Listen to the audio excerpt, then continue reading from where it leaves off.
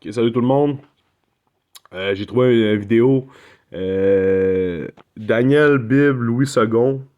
Je sais pas trop ce que ça dit.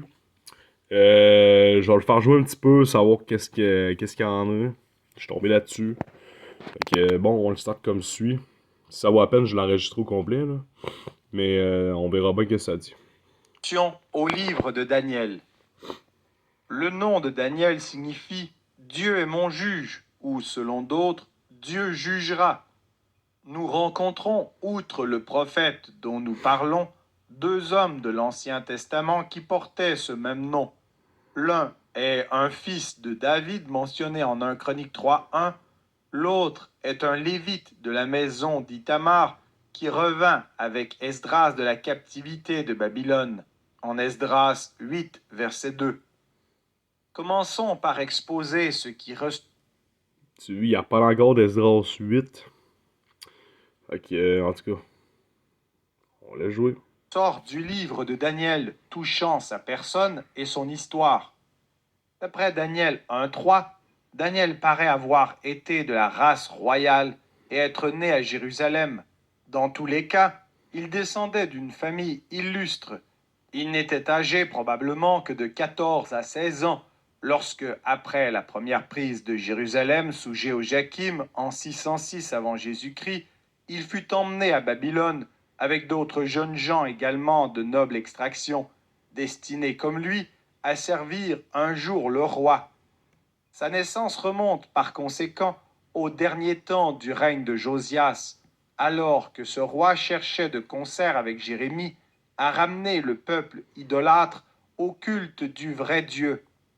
La piété et l'attachement scrupuleux aux préceptes de la loi de Moïse qu'il manifesta dès son jeune âge au milieu des séductions d'une cour païenne peuvent être envisagés comme un fruit de l'éducation qu'il reçut dans cette époque de rénovation religieuse. Il était en quelque sorte un fils spirituel de Jérémie. Arrivé à la cour de Nebuchadnezzar, Daniel et trois autres jeunes gens, Anania, Misaël et Azaria, furent instruits dans les lettres et la langue des Chaldéens.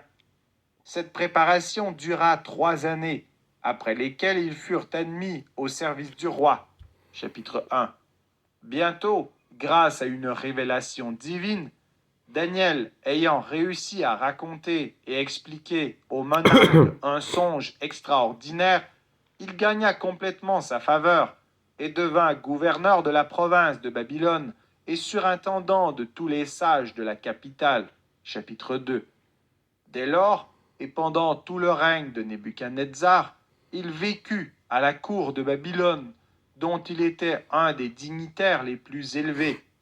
C'est dans cette position qu'il interpréta encore un songe plus menaçant que le précédent, qui annonçait au roi l'humiliation profonde que la providence lui réservait.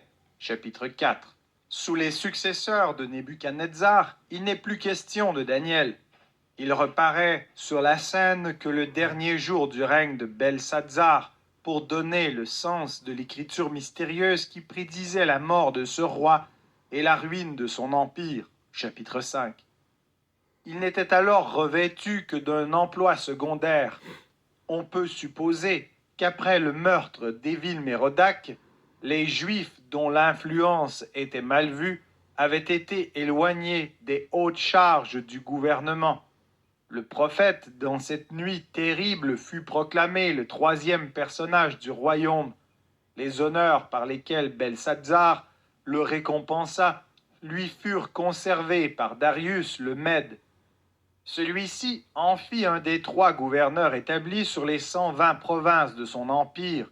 Dans les desseins de Dieu, cette nomination devait devenir sans doute un moyen d'amener l'accomplissement de la prophétie de Jérémie concernant la délivrance du peuple juif. Daniel vit ainsi de ses yeux le commencement du retour de son peuple dans la terre promise, mais lui-même demeura à la cour des monarques persans. Son cœur et ses pensées étaient constamment tournés vers la ville de ses pères, et il était sans cesse occupé de l'avenir de son peuple. C'est ce que prouve toute la série des visions prophétiques qui termine son livre. Elle se rapporte, en effet, à l'histoire future d'Israël jusqu'à l'avènement du royaume du Messie, sur les ruines des empires de la terre. La dernière révélation qui lui soit attribuée est datée de la 3e année de Cyrus.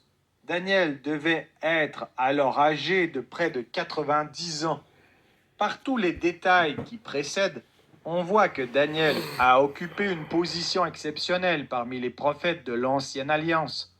Ce que son livre nous raconte de sa piété et de ses dons remarquables est confirmé par plusieurs passages du prophète Ézéchiel, son contemporain, plus âgé de quelques années. Celui-ci, en effet, le cite à 3 reprises comme un modèle de sagesse et de justice, et il le place à côté de Noé et de Job, 2 justes des temps primitifs connus par leur esprit de prière. Ces citations prouvent que 15 ou 18 années après son élévation aux honneurs, le nom du prophète était déjà célèbre au milieu de ses concitoyens exilés en Mésopotamie. Si nous cherchons à caractériser la personnalité de Daniel, nous pouvons dire qu'il fait sur nous l'impression d'un homme accompli. Il se distingue également par sa foi, par son humilité, par son patriotisme et par sa fidélité. Comme on l'a fait remarquer, son histoire rappelle beaucoup celle de Joseph. Placés l'un au commencement, l'autre à la fin de l'histoire d'Israël, ils représentent tous deux, à la cour des rois païens, le peuple élu fidèle à son Dieu. Tous deux demeurent irréprochables par la pureté de leur conduite. Tous deux, enfin, sont doués d'une sagesse merveilleuse, possèdent le don d'interpréter les songes et arrivent aux plus grands honneurs. Ils sont des types du vrai Israël destiné à être un jour la lumière des nations. Daniel est un des plus grands caractères qui apparaissent dans les derniers siècles de l'Ancienne Alliance. C'est un véritable Israélite sans fraude, choisi pour être l'auteur de l'Apocalypse de l'Ancien Testament, comme Saint Jean, le disciple que Jésus aimait, fut choisi pour être l'auteur de celle du Nouveau Testament. L'époque de Daniel. Il y a peu d'années encore, nous n'aurions pu tracer ce tableau qu'en traits assez vagues, grâce à la découverte récente des inscriptions assyriennes et babyloniennes qui a jeté un jour plus complet sur les rapports des écrivains anciens. Nous avons à cette heure des données plus certaines sur cette époque importante de l'histoire. Le règne de Nebuchadnezzar fut long, 604 à 561 avant Jésus-Christ, et glorieux. Il prit 3 fois Jérusalem, bâtit et pilla les Arabes, assiégea Tyr et la soumit, et pénétra 2 fois jusqu'en Égypte, qu'il ne conquit pas, mais qu'il abaissa et humilia. Du reste, Nebuchadnezzar ne paraît pas avoir visé à établir sa domination au-delà des contrées possédées par l'ancienne monarchie assyrienne. Il s'appliqua d'autant plus à fortifier son empire en dedans de ses frontières. Il fit exécuter de grands travaux de canalisation pour irriguer et pour protéger la plaine de Babylone. Il fortifia les villes du pays et la capitale et construisit des temples et des palais. Sous son règne de 43 ans, la puissance babylonienne atteignit son apogée. Mais aussitôt après lui, le déclin commença et marcha avec une rapidité effrayante. Son fils, Évil-Mérodach, ne régna que 2 ans. Ce fut lui qui tira de sa prison, après 36 ans de captivité, le roi Jéhoiakin.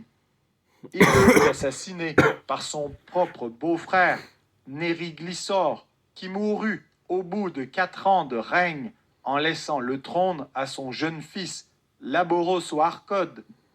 Après avoir porté 9 mois le titre de roi, celui-ci fut assassiné par les grands de la cour, désireux d'opposer à la puissance grandissante des Mèdes et des Perses un homme capable de leur résister. Ils choisirent pour roi l'un d'entre eux, Nabonède, qui continua les travaux de Nebuchadnezzar et en particulier munit de murs les 2 rives du fleuve à l'intérieur de Babylone, afin de prévenir toute surprise. Bon, ok. Je vais finir ça là, la vidéo. Je vais faire des parties de 10 minutes parce que la vidéo, il est quand même 1h35. Fait que je vais faire environ, regarde là, c'est 34. Fait qu'on va la reprendre à 9h34 la prochaine vidéo.